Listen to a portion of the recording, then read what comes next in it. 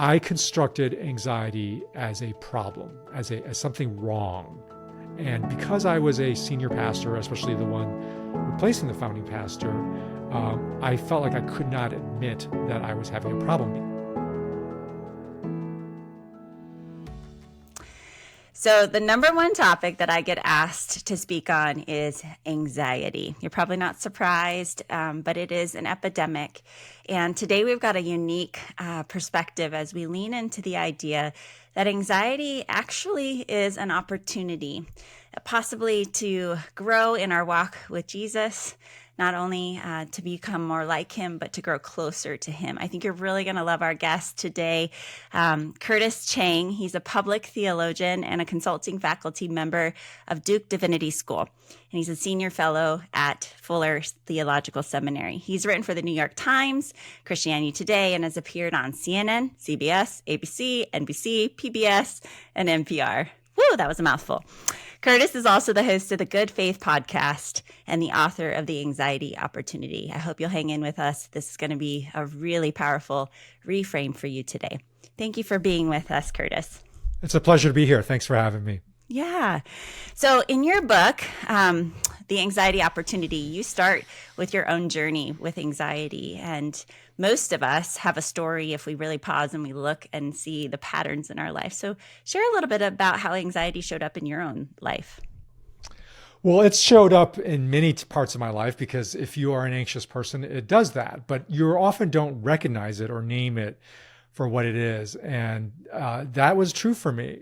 So probably a key turning point for me was when I was a senior pastor of a church in Silicon Valley. It was a fast-growing church, and I actually was the person that replaced the founding pastor of a fast-growing church. Which, let me just tell you, for anybody who's listening and who's in the pastoral ministry and wants some quick career tips, that's a job you should really think about deeply before taking, because it turns out it's an opportunity for a lot of anxiety. It is obviously you are following in somebody else's footsteps. People are looking at you and thinking, is he going to be as good as the next guy? And if not, is he as good as the founder? And if not, maybe I'm out of here. And so you just feel a lot of pressure.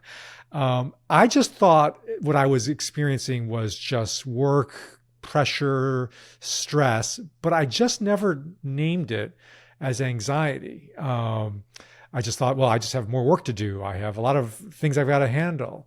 And the ways that it started showing up for me in some serious ways was in sleep. Now, I think all of us have various ways in which anxiety shows up for, most powerfully. Maybe for some people, it's in ruminating thoughts, right? Mm-hmm. The ways in which our thoughts turn over and over, or we get irritable in our relationships, or we find we stop eating as much. For me, the vulnerability point, I think when I look back on my whole life, really, I think was sleep. And so I usually get about 7.5 hours of sleep. And at my first probably 6 months on the new role, I realized, well, I'm more like getting 5 or 6 hours of sleep. So it was starting to decline. And then it got to like 4 to 5, and some nights were 3. But I was actually still productive. I was still alert and engaged. In retrospect, I think I was running on a lot of adrenaline, actually. But I told myself, I had a narrative about what was going on was, oh, no, this is just, I have a lot of work and I'm adjusting and my body's adjusting to it. And it turns out I don't actually need as much sleep as I thought I did because I'm still, alert and engaged and so forth. But then it kept declining to, 3, then 2 hours of sleep one night. And then the crisis hit, which is I went through a 2-week period of time where I don't remember falling asleep at all, like consciously. Now, I think in retrospect, I must have had micro sleep here or there where your body just shuts down because you can't really function really that way. But I don't remember consciously falling asleep for 2 weeks in a row. And that is a major crisis and disaster. And I basically broke down. I mean, you don't go through something like that and not just fall apart. There's a reason why sleep deprivation is as outlawed as a form of torture because it Exactly. feels like torture. It feels like it's Mm. not just you're tired; it feels like your mind is fragmenting. Mm. And I went into a very dark place. Went into depression. Ultimately, finally, saw mental health professionals, psychiatrists, prescribed meds that started alleviating some of the symptoms. But what often happens with a prolonged and sort of undealt with level of anxiety is it can, not for everybody, but it can slide over in depression. Anxiety and depression, I'm sure, as you know, as a mental health professional, are sort of like two sides of a coin almost. And so the body sort of starts just like, I can't deal with this much level of anxiety, and it just starts shutting down, which is what I was doing in terms of my depression. And that lasted probably a good 6 to 8 months of very Mm. deep clinical depression. I was on disability, couldn't work. My wife was raising the kids almost as a single mom because I was just getting out of bed in the mornings was a huge struggle. Mm. Now, I ultimately recovered both in terms of like with the help of medication, with the help of counseling. I recovered kind of in terms of some basic functionality. But it provoked a real crisis because you go through something like that and you start having to ask, like, what happened? How did I get there? How did I get to this place where I got to such a dark, deep place?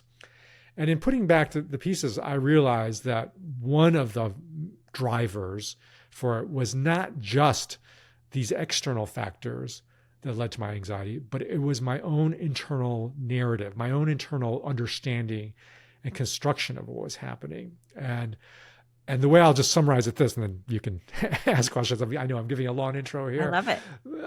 but is that I constructed anxiety as a problem, as something wrong. And because I was a senior pastor, especially the one replacing the founding pastor, I felt like I could not admit that I was having a problem, because really what the common narrative of anxiety is, it is a problem to make go away. And you either, in the secular sense, you make it go away with medication and therapy, or in my sort of spiritual sort of tradition, it was a problem, a spiritual problem. It was a sign of lack of faith or some lack of character. And the answer to it was to pray harder, to have more faith, and to pray anxiety away. Because if it's a problem, you want to make a problem go away. And if it's a spiritual problem, you make the spiritual problem go away by praying it away. And so that's why I couldn't actually recognize and name what was happening for me as anxiety, because that would have meant getting up or admitting, in some very public way, hey, your new pastor lacks faith. Your new pastor doesn't pray enough. And so I realized that narrative was one reason why I just kept denying that I actually was, suffering from anxiety, was just because I thought, well, it's having to admit to a spiritual problem. And so that has led me wonder, how did I get here? How did we Christians get here, such that we just think of anxiety as a problem to make go away, either through secular means, by outsourcing it to secular means to make go away, or through spiritual means, or some combination of the both. And that, it was a long journey of having to re-examine what I had been taught, what I had come to think about anxiety, and to go back into the scriptures, to go back into theology, and and ask the more deeper question: well, what is anxiety really? Is it a problem, or is it something else? And that's what led ultimately to this book, The Anxiety Opportunity, because the answer I came to is that while it certainly has problematic aspects, it is not the biblical way to conceive of anxiety solely as a problem. That a more robust understanding of it is that actually it's a spiritual opportunity. Thank you so much for being so honest about your journey. And you're speaking to a principle we talk about all the time, that a wholehearted leader is able to name things for what they are. And so often the unhealthy leader, the one, for a lot of reasons, whether that's our spiritual formation journey, our family of origin, our culture, we dismiss. We're just like, it's no big deal. And I heard that in your story, the sleepless nights, the adrenaline, we focus on the productivity and not the internal world of what's happening, until we get to the end, right? Where we crack, most of us. And so we're on the same journey with you of trying to help leaders attune and get healthier along the way, because the people following us are watching us, right? And going, well, if they're running on 3 hours of sleep and showing up to work early and leaving late, well, that must be what I have to do. And so the journey is a systems journey, for us as a church to really lean in and ask these big questions. And so you've been in the scriptures looking at the approach to anxiety. Maybe it's not a problem. Maybe it's actually an opportunity. So walk us through kind of your paradigm. What was your big aha when you were in the Word and going, there's actually something here that could draw us closer to Jesus if we paid attention? Well, there are several, and the book lays it out, but I'll just try to be brief here. But one is to recognize how much anxiety actually is the very context for people to approach Jesus. So I did a scripture study of Mark and looked at all the ways in which people approach Jesus in good faith. And you realize that actually the vast majority of them are bringing to Jesus some anxiety. And so Jesus is not saying, hey, you got to get rid of that first before you can come closer to me. It's actually the very context for their encounter with Jesus. It's the vast majority, actually, of how people experience that.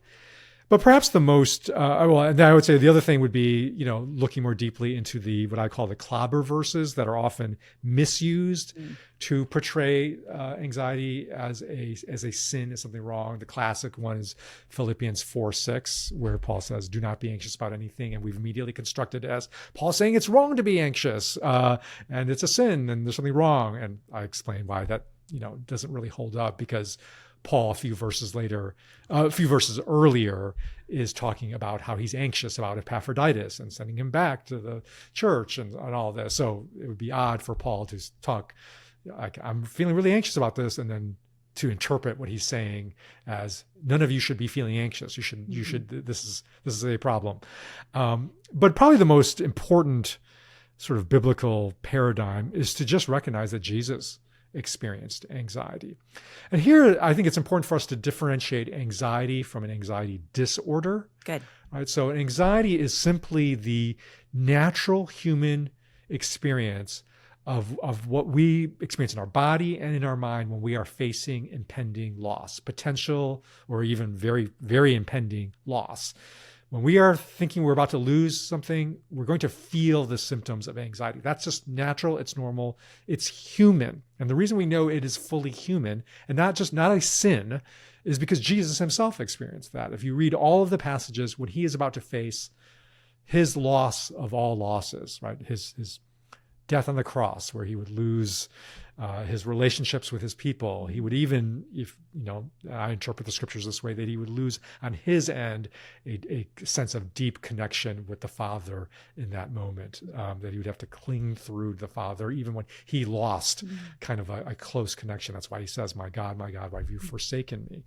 That as he looks forward into that in Gethsemane, just read the passages. I mean, he is sweating. He is grieved in spirit. He is, throwing himself on the ground. He's experiencing the symptoms of anxiety. And that is, I think, is really profound to think that Jesus so took on human conditions, the depths of human condition, that he actually took on our anxiety, our natural human reactions when we are about to face loss, which is different than anxiety disorder, which is and what I would say anxiety disorder is actually when we cannot actually experience and hold the experience of anxiety in a functional way, in a way that actually allows us to go through anxieties. And that it's important not to conflate the two, because anxiety disorders, which are sleeplessness, insomnia, rumination, all of these, shortness of breath,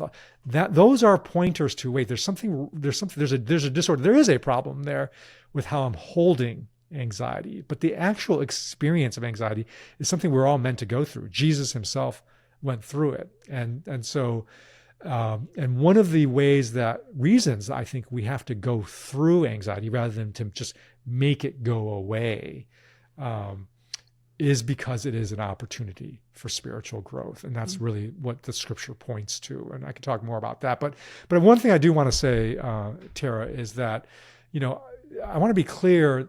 I hope my narrative, made this clear, but I think therapy, medication are very helpful tools. They can lower the level of suffering. They can reduce kind of the depth of the anxiety disorder we're feeling. But they're also limited, because also even in secular mental health that relies so heavily on medication and therapy, the general paradigm is still, we're just trying to get rid of this. We're trying to kind of get rid of this thing. It doesn't really have the tools to take you deeper to say, okay, but what's the opportunity here? What's the invitation spiritually from God in this experience of anxiety? And that really is the biblical framework. Yeah. And this is why having a Christian therapist, not always the case, but when you have someone like at Living Wholehearted, our clinicians, we are biblically rooted, and, I'm trained in spiritual formation, and there's an integration that happens. We're dealing with the body, the mind, the trauma, the way the body's holding it, and then going underneath the hood and looking at the paradigms around what we think about God, about ourselves, about life. And your invitation, as you're pointing to Jesus, is saying, we really can't avoid anxiety. It's actually part of the human experience. And even Jesus himself experiences it. So if Jesus experiences it, then it's not necessarily a sin or bad, which is where we framed it in many church traditions. I just actually was speaking to a group of parents and talking about emotions in general, and that passage in Philippians 4:6, and the tone is so different. I love how you point to Paul, and he's just like, he just had anxiety here, and now he's saying, do not be anxious. I hear it in more of like a loving father kind of approach of, do not be anxious, but in prayer and petition, here's how we can work through this, right? It's all about that tone and posture versus a do not be anxious. And so I appreciate that particular passage definitely gets clubbered over people's heads all the time and shaming us rather than the invitation. So I loved your study on Mark and the way that you leaned into the invitation that Jesus provides to all the people coming to him with anxiety. And you make a really key point that it isn't so much focused on what, but on who. So talk to that a little bit about how does Jesus help us with anxiety through the lens of Scripture? Right. Well, because again, remember, anxiety is our natural reaction to the possibility of losing something that we value, whether it's a job, our status, somebody's good impression of us, the secure feeling that my kids are okay, the sense that my job, our organization is going to do well and get the grant or whatever, right? Like, anxiety is what we feel when we are going to lose something that we really value. And our natural reaction then, if we think anxiety is a problem to make go away, is think, okay, what that means is then the answer to that is to make that scenario of loss go away. Right. So then we start immediately fixating on the what, like, how do I make sure I get that grant? How do I make sure my kids get into college? How do I make sure, like, we're in the realm of what's, and our prayers then go in that direction. Right. Our prayers to God go into, in the spiritual sense of like, give me the scenario, deliver me from that scenario where I lose what I don't want to lose. And that's fine. There's nothing wrong with that. We're invited to ask God for things. That's fine. But we're not supposed to stop there, right? Because if we do, then ultimately we start treating God as just what I call like the cosmic supply chain, in the sky, where we're the cosmic Amazon out there that we just like, if I need something, if I want something, I just like, and he's supposed to deliver. And it turns out he's not going to play that game. All of us should, recognize, like, God doesn't always answer our prayers for the what's, which is why, by the way, the construction of the answer to anxiety is to pray it away just doesn't work, right? Because actually when you uncover that, when you deconstruct, when you say I'm supposed to pray anxiety away, what do you mean? Really, if you dig down into it, what ultimately is the promise is like, well, if you pray, your fear of that loss won't happen. God will guarantee you against loss. God is some loss avoidance scheme in the sky that if we just press the right buttons of prayer, our feared loss won't happen. Like that's the only way that we can for sure say every anxiety should be prayed away. But any of us who have followed Jesus for any length of time knows that does not work, that God does not actually guarantee us from all losses that we fear in this life. And actually, he never promised that. So we're holding him to an expectation that he never set up. And so that immediately says, okay, well, if I can't trust God always for a scenario of loss avoidance, what can I trust him for? And the answer is a who.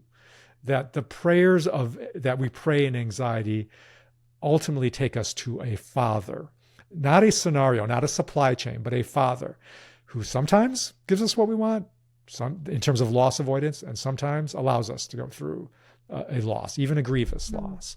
And that's a different set of expectations. That's almost a different goal, right? I mean, look, when I feel anxious, I have a goal of I want loss avoidance.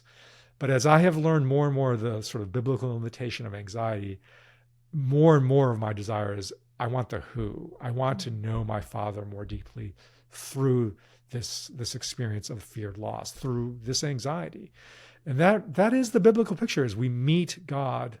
We meet God, especially through Jesus as the model, as the doorway to our experience with the Father, as we go through loss, not go around it, not avoid it, not try to just stave it off or pretend it's not happening, sort of in the way that I was trying to do as a pastor, but actually by going through it, by experiencing it. And that's the invitation. And that's actually when we experience the who of God, when we experience loss with God. It's so powerful but it takes longer to get there for some of us, especially our stories, our understanding of Father, a good Father, even our exposure to have people been there for us. And do we know what it's like to not be alone through pain? Or is that a brand new experience for us? So that's where, counseling can model that for us for a season, but eventually counseling ends and you've got to go out into life. And so the invitation that God is a Father that never leaves us or forsakes us and goes with us through. Jeff and I always talk about this, being in the dark woods all by ourselves is enormously anxiety ridden. But for some reason, if there's somebody else next to you and with you, it changes everything. Like even your neurobiology shifts in just knowing somebody else is there. And so the power of recognizing who is with me in my loss or pending loss changes even the way our bodies respond. So I think you're pointing to something that probably is a bigger systemic issue, but it seems like the anxiety is a problem. God is my genie or my cosmic Amazon, falls in kind of a prosperity gospel idea that if you're experiencing any sort of loss or suffering, then you must not be, have faith. But the longer you live, the more you recognize that there's a lot of suffering for his followers, Jesus himself suffering. And so we really, even if anxiety is not something on the forefront of us personally in our leadership, talk a little bit to the leaders of how we need to begin teaching and reframing and helping those that we're shepherding, whether that's in our families or in our workspaces or in our churches, so that we start shifting this thinking around anxiety. Well, I'll say one very, I think, important theological truth that has to anchor our approach to anxiety, and that's actually the resurrection. Because the resurrection actually is the stated and demonstrated answer by God to loss. It's resurrection, because death is the loss of all losses. And so resurrection is God saying, actually, no loss is final. No loss is final because of the resurrection of Jesus. That is the first sign, the first fruits of God's promise to raise all of our losses, restore us from all of our losses, with death obviously being the most final of that losses. But it's important to realize what resurrection is, right? Resurrection requires death. Resurrection is not the avoidance of death. Resurrection is the answer to death. Or another way to put it in terms of anxiety, resurrection is not saying you will never suffer loss in your life. Actually, it's saying as you suffer loss, you can go through that loss because no loss is final, because Jesus has defeated death such that on the other side is resurrection, the bodily resurrection that we have that will also restore, in essence, all of what we fear losing in our little anxieties of life that go that way. And so we're not used to thinking and bringing in resurrection to talking about anxiety, but that really is the biblical ultimate response to anxiety. Because again, anxiety is loss, and we have to answer, well, what's the Bible's answer to loss? It is not loss avoidance. It is not promise that you'll never experience loss. It is, I'll go with you through loss.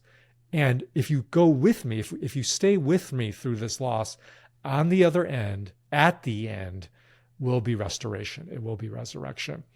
And we need to do more teaching on resurrection. We need to do teaching on what it means to live as people with the promise of resurrection, of this resurrection that restores our bodies to this world, that restores what's broken, not just in our own lives, but in this world, right? Resurrection is about a bodily restoration and a world that is restored when Jesus comes, not to whisk us away off to heaven, but to actually come back and restore all things here on earth. That's our prayer, that, God, that the kingdom of God would come onto this earth as it is in heaven. It's heaven coming into this earth.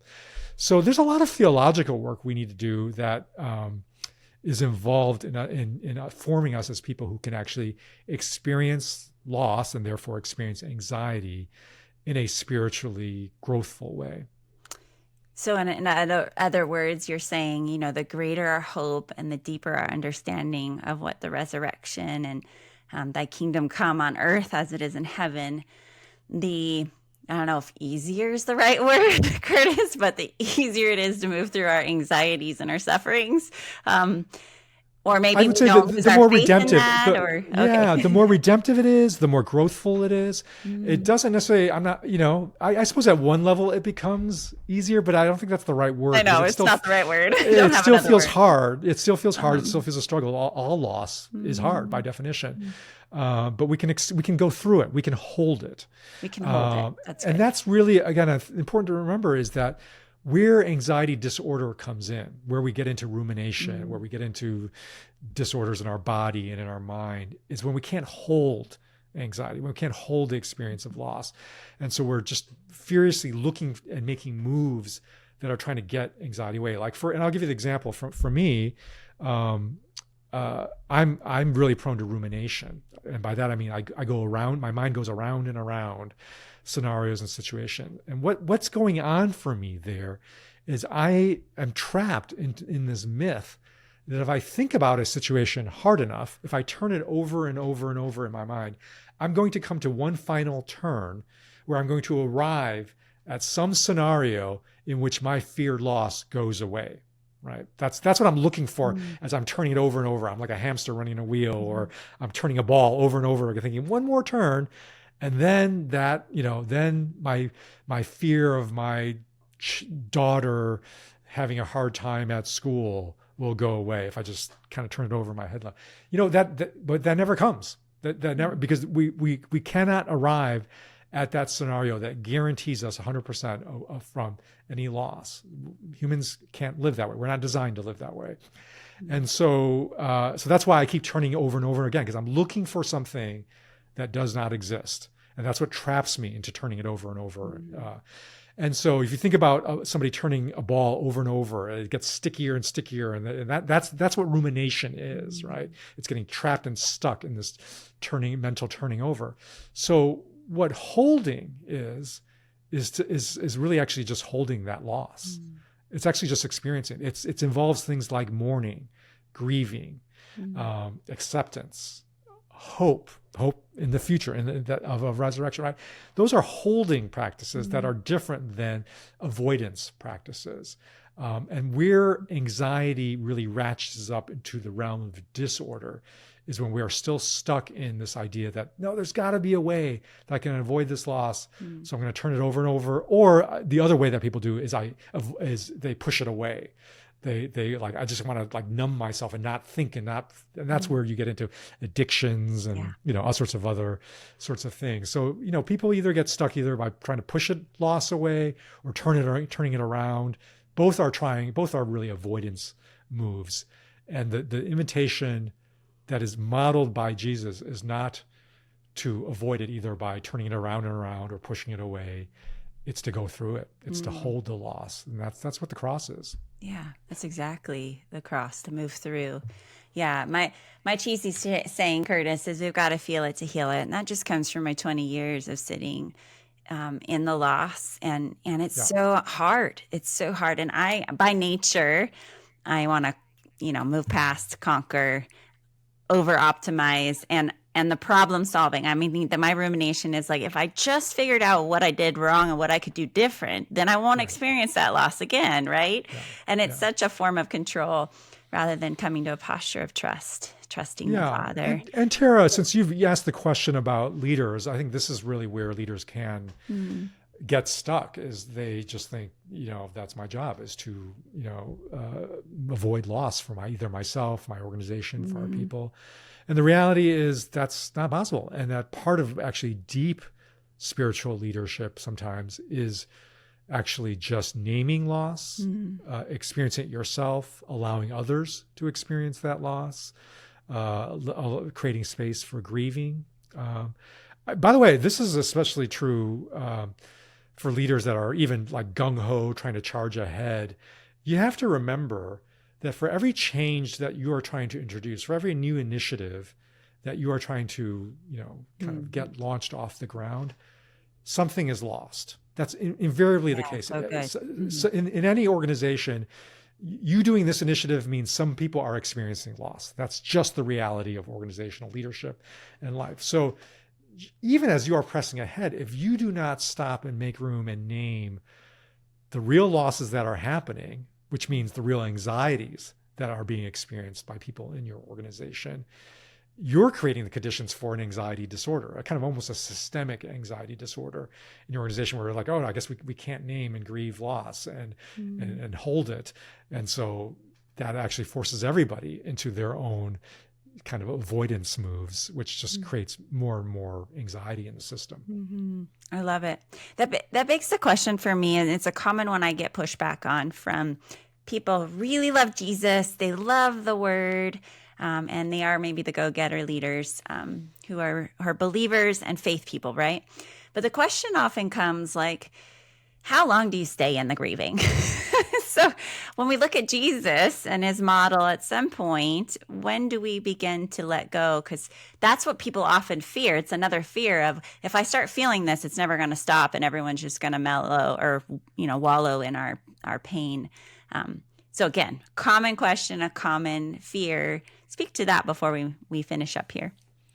It's a good question. I'm not sure I've got a great answer, but what comes to mind is sort of my own experience as a parent. And I know as a parent, I want my kids to avoid loss, and I want to avoid loss, because when they're experiencing loss, I'm experiencing loss also. Like the loss of that everything's okay, right? And my tendency is to try to problem solve for them, so that they, won't experience that loss. And that actually doesn't work. That does not work, because I can't actually engineer their life so that they are saved from all experience of loss, and I'm experienced from all experience of loss. And also, they don't like it. They call that they call that consultant dad. Like, you're just trying to stop it. You're just being consultant dad. You're just trying to fix me. And actually, what they are saying is like, if they can't put words to it, is like, I need to just experience this, even if they can't quite name it. And I'm kind of asking you to experience this with me.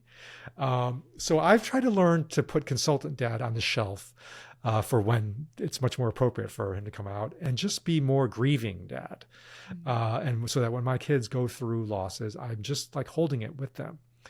So now that doesn't answer your question of like, well, how long do you stay with grieving dad versus consultant dad? But I will say this one thing, and maybe this is a help. The answer is there's a trade-off going on.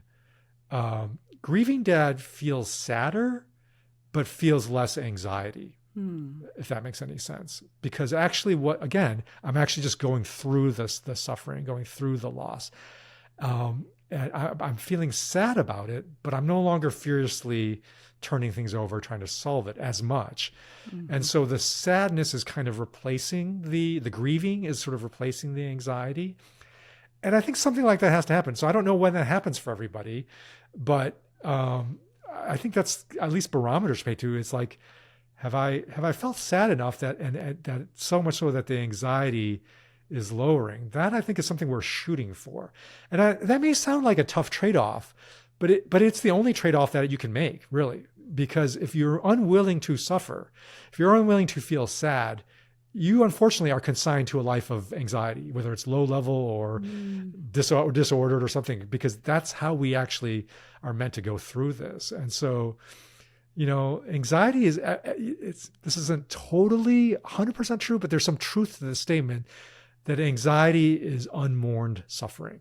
Anxiety is unmourned suffering. And so we have to actually, so everybody has to answer that question for themselves of what it means to go through enough mourning such that you're not avoiding the suffering, but just going through it. Yeah. And another reframe, this comes from someone else, another guest that we had talked through, but it also points a bit to the hopes and desires of our heart. If we pay attention to our anxieties, we also are able to bring before the longings that we have as well. So it's that unmourned loss and needing to feel it, to heal it, and to move through. And honestly, I can testify that when we feel it, our emotions, they actually move. Yeah. Emotion in the word. It's pretty profound what happens, especially when we're doing that with an empathetic human being, grieving dad. I love that. I love that you have titles for for different dads. Helps you show up the way your kids need you. But I think the idea of it pointing also to the heart's longing, I think you speak to the idea that it even can help us, that fear and anxiety can point to our calling. So let's finish on that note, Curtis. What did you mean by that?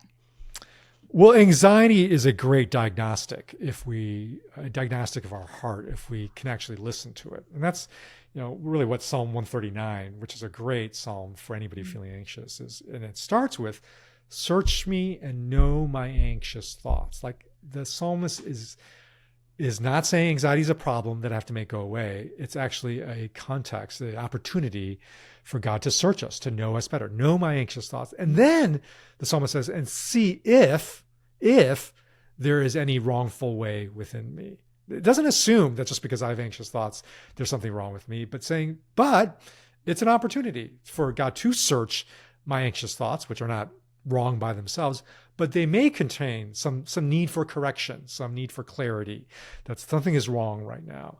And I do think anxiety is it's one of the most powerful diagnostics, because it does invite us to ask some really fundamental questions, like what loss am I fearing? What is the actual loss here that I'm fearing?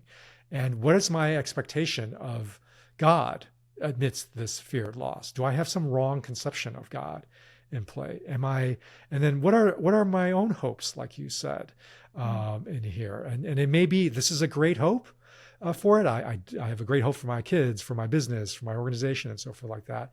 But I've smuggled in a wrong expectation that God is going to automatically mean that hope will pay off in this life or in this next year or next whatever, in whatever time frame we're looking at. There's all sorts of ways we smuggle in wrong thinking to our legitimate good hopes, right? Or that it's just going to be a straight line, that hope will be met without any setbacks and so forth. So when we feel anxiety, that I think is a sign, like, all right, God, search me and know my anxious thoughts. And together, and it's a collaborative process that the Psalm 139 is talking about. Together, let's together help me see if there's some greater clarity and understanding I need to get to. Well, thank you so much for joining us today, Curtis. Curtis Chang, The Anxiety Opportunity. Tell our audience where they can find more from you and your teachings and your speaking and this book. Well, you can find this book certainly on Amazon or any other place you order your books. We also have a course on this available through my organization called Redeeming Babel. And you can find more about the work that I do at redeemingbabel.org and check out, if you want to listen to more, how I connect anxiety to things like what's happening in the world and how we make our way through the world. I do that regularly on my podcast called The Good Faith Podcast. Thank you so much. What a gift today. And thank you for joining us. And again, if you've enjoyed this, pass it on to someone. I bet you someone in your wake of influence needs to hear this message and reframe on anxiety, the invitation to draw near to the Father, to examine our own hearts and our own thinking, and what Curtis says, what's smuggled in, what kind of wrong theology has been smuggling in and affecting our mind, our body, and our heart, and our soul, and our relationships. So until next time, continue growing into the leader that you would follow.